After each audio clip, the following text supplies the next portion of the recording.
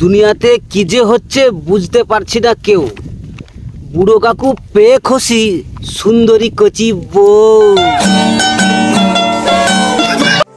পম লাড়িয়ে নাড়িয়ে social media করছে তোলপাড়। গাছের ফসল গাছেই থাক, নজর দেব না। হাই বন্ধুরা, কেমন আছো? আশা করি অনেক ভালো আছো। আমি এসেছি কিছু তুলতুলে গরমা গরম মামুরিদেরকে নিয়ে রোস্ট ভিডিও করতে। চলো ভিডিও শুরু করা যাক। ভিডিওটা শুধুমাত্র এন্টারটেইনমেন্টের জন্য বানানো হয়েছে। ভিডিও দেখবেন, মজা নেবেন, কেউ খারাপ মাইন্ডে নেবে না। বাচ্চারা এই ভিডিও থেকে দূরে থাকবে। এই গাইস দেখেছো, অবশেষে আমাদের বাড়ির পাশে টিয়া পাখি চলে এসেছে। ও ভগবান, আমি কি খুশি। না না না, এটা টিয়া পাখি না, এটা তোর ভাতার না, সরি বয়ফ্রেন্ড। ওর দিকে নজর দিয়েছিল, সেই জন্য এরকমই কালা টিয়া পাখি হয়ে গেছে।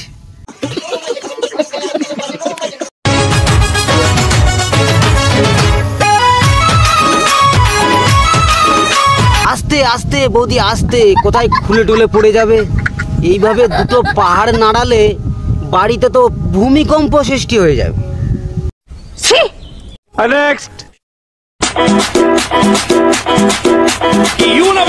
বৌদি, এইভাবে দেখানোর কি দরকার আছে?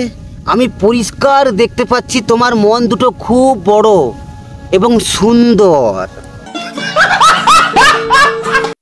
ফুটো ঢুকানোর আগে চুষে নিতে হয়, সেটা হোক না সুই বা অন্য কিছু।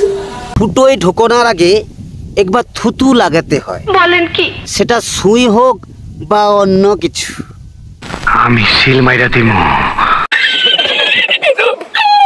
ছেলেরা বলো তো, এই পৃথিবীতে সব থেকে খতরনাক জিনিস কোনটা? এটাই কি?